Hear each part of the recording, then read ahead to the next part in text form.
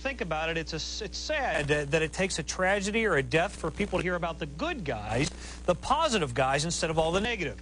Derrick Thomas was so many things to so many people. To football fans, he was ferocious. To kids, he was generous. To teammates and coaches, he was driven, dedicated, and fun-loving. I remember Derrick as a young man who always had a smile. I can't remember ever seeing him without a smile on his face. He loved life. He loved what he did. We were night and day. You know, Derrick, he liked to go, and I'm kind of laid back until I get riled up, and I'm the quiet type. And Derrick, he just go. And anybody that knows Derrick knows he's always on the move. But he could steal a spotlight from anybody. Now, the NFL lost Derrick Thomas when it needed him most. The league has a bad PR problem with 2 players in jail charged with murder. Derrick Thomas was truly one of the good guys. Here's Jeff Spiegel. Pro linebacker Derrick Thomas passed away. Sports world is mourning the death died mid-morning. People really touched by the loss of Derrick Thomas. The first thing I thought was shock. Members of the Alabama family were dealing with the loss of Derrick Thomas by remembering the good times, remembering his strong will. He always wanted to do what it took to get a little bit better every day.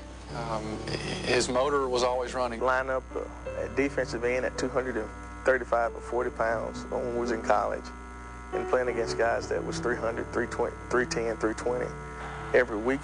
That takes courage, that takes guts, that takes the will to win. Remembering his strong leadership. He wasn't one of those rah-rah, get in your face, using profanity or anything. I would more say that he probably led more by example. Remembering his encouraging words. He's a very energetic person, I just enjoyed talking with him. He gave a lot of guys encouragement, a lot of advice. Keep on working hard and get y'all a championship, and, I'm cheering for y'all like I'm playing and stuff like that. Remembering his effervescent smile. Had a chance to see him down at the Orange Bowl. I was sitting in my office down there, a makeshift office, getting ready for practice, and he comes in and he's got a smile on his face from ear to ear, and it just brightened up the entire room and it made my day. That's the toughest fact to deal with. All they have left are memories. I was talking to a guy yesterday about Derrick Thomas. He asked me, had I been down to see him? And I said, no, I'll around spring break, I'll go down to see him. I'll give him a chance to get settled in. And then the news today. News of a tragic ending to a wonderful life. Jeff Spiegel, ABC 3340 Sports. Jeff. There was much more to Derrick Thomas than what he did on a football field. You can tell Derrick cherished his life because of the way he lived his life, with a smile on his face. And he used that as a tool in his community work in Kansas City. But in telling his story, Bob Lee speaks also to the pain in Thomas's life, the loss of his father, who died young also. The words represent the ultimate phrase in football's brutal world, impact player. That Derrick Thomas most emphatically was. A marauding, insistent presence, sacking, pressuring, denying, as the defensive cornerstone of the rebirth of the Kansas City Chiefs. 1 year after Thomas arrived as the Chiefs' top draft pick, his team began a 6-year run of playoff appearances, 7 in 8 years. I take my hat off to each and every one of my teammates, coaches, everybody affiliated with this organization.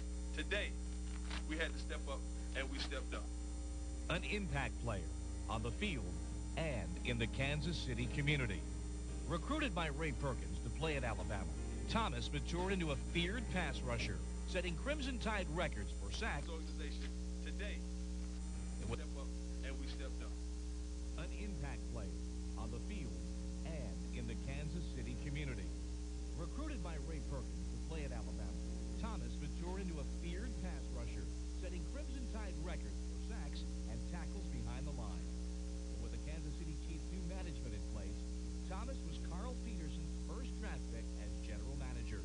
I told our coaching staff privately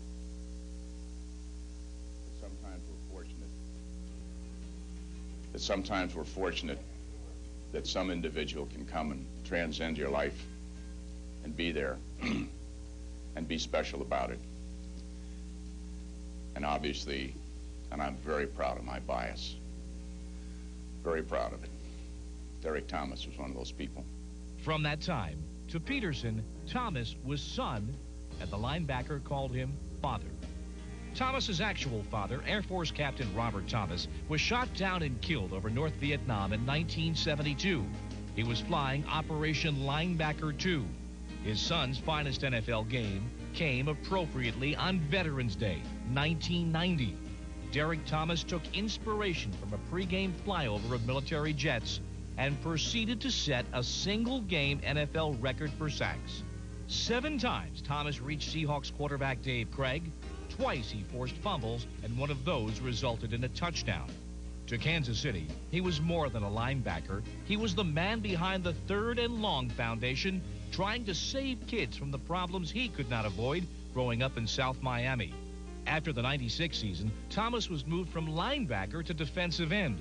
By the midpoint of the 98 season, Thomas was no longer starting. His Hall of Fame career bottomed out late that season in an emotional and infamous Monday night game. Thomas committed 3 personal fouls in 1 drive. He was suspended for a week and apologized to his team and his fans. Thomas's stellar play always walked a fine line of emotion. Listen to me. Look at me, young man. You got to forget it. Derrick, I'm telling you something. You understand what I'm telling you? Look at me, Derrick. You got to forget it. The latter-day doubts about Thomas's abilities were framed in a frank question from his former coach in an NFL Countdown interview. How do you feel about your performance right now? Have your skills in your mind depreciated significantly? No, I don't think my skills have diminished. I think that when I put my hand on the ground, I will argue anybody that still have the quickest step in the game. Thomas was said to be upset by such doubts. He responded the following Sunday with a vintage game against the Vikings, wreaking havoc, making an impact, forcing a game-deciding fumble. The sort of play that earned him 9 straight trips to the Pro Bowl. And it was at the Pro Bowl this year that Thomas was remembered in sign, in thought, and in prayer after his January 23rd accident that killed a passenger in his car and left Thomas paralyzed. It was a stunning reminder of the fragility of life that is only amplified now. The magnificence of Thomas's playing career, surpassed even by the memories of his life, a life of impact on others.